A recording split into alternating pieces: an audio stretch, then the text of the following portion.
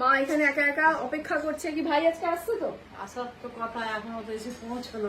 হ্যাঁ, ওর একটা কি অ্যাওয়ার্ড শো আছে, ওখান থেকে ও ডিরেক্ট সেই অ্যাওয়ার্ড শোতে যাবে, তারপরে আসবে। জানি না আজকে ওর সাথে দেখা হবে কিনা। আর এসে এই যে বডি ফেলে দিয়েছে একজন। কি তুমি আর চাচ্ছ কেন মাকে? আমরা মৃত্যুর মুখ থেকে ফিরেছি বলে দাও। হ্যাঁ বলেছি তো, মানে সত্যি আমি সেটা ভাবছি যে আমরা ধরো সিনেমা হলে থাকতাম আর সেই সময় যদি এটা হতো, এবং অনেকেই পরে ভিডিও তো দেখছি মানে ওই মানে সিঁড়ি দিয়ে যারা মানে ফায়ার এক্সিট তো বলে ওটাকে, ফায়ার এক্সিটে সবাই যারা নামছে সেইখানটায় প্রচুর প্রচুর বস্তা কাঠ সব পড়ে আছে, সেইগুলো টপকে সবাই নেমেছে। মানে আমাদেরকেও হয়তো ওই সিচুয়েশনে পড়তে হতো।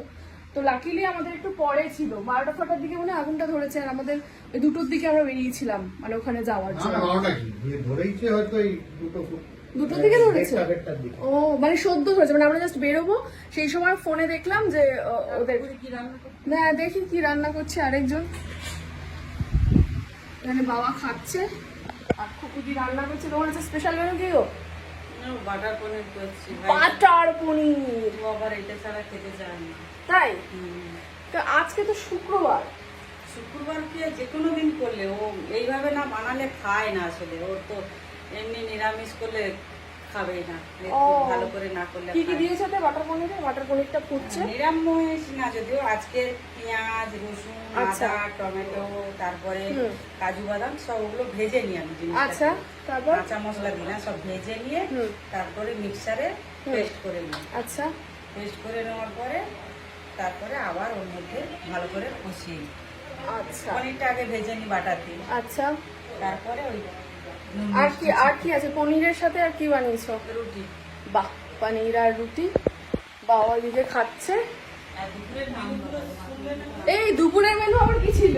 দুপুরে আছে ফারসে মাছের সর্ষে পোস্ত দিয়ে ঝাল। পার্সে মেনু দেখাতে হবে তো। দেখাতে হবে। হ্যাঁ, এই যে পার্সে দিয়ে। এগুলো কি আমাদের জন্য রাখা? এটা দাদা ভাইয়ের জন্য, তোমার না, তুমি রাত্রে ভাত খাবে না। রুটি দিয়ে খাবো। আচ্ছা খাও। এই যে কি কথা। তারপরে আছে এই যে কচুর শাক চিংড়ি মাছ দিয়ে। ও বাবা, মেয়ের বাড়ির কচুর শাক আবার। তাই? হ্যাঁ। তোমার মেয়ের শ্বশুর বাড়ির ওখান থেকে? হ্যাঁ। বাহ বাহ, আচ্ছা আচ্ছা। আমি কচু শাকই খুঁজে খুঁজে পেলাম না বলে আমি কচু শাক দিলাম যে এই রে তুমি তো কচু শাকটা পাইনি, কালকে বাজারে গেলাম পাইনি। যদি দু চারটে রেখে দিই বলে আর ওই কচুর শাক রেখে দিই, মানে একদম গাল ধরে না, দারুণ খেতে। তাই খেয়ে দেখবো আজকে, দাঁড়াও। আর কি আছে? দেখালো না। তারপরে সবজি আছে, ডাল আছে, ভাত, এই যে সবজিটা বানিয়েছি। আচ্ছা আচ্ছা, ডাল আর এই যে ডাল আর এখানে কাঁকরোল আর কিছু ভাজা। কাঁকরোল ভালোই রান্না হয়েছে। ভাই আসার আগে মোটামুটি খেয়ে ফেলতে হবে, তা না হলেও আবার কথা শোনাবে।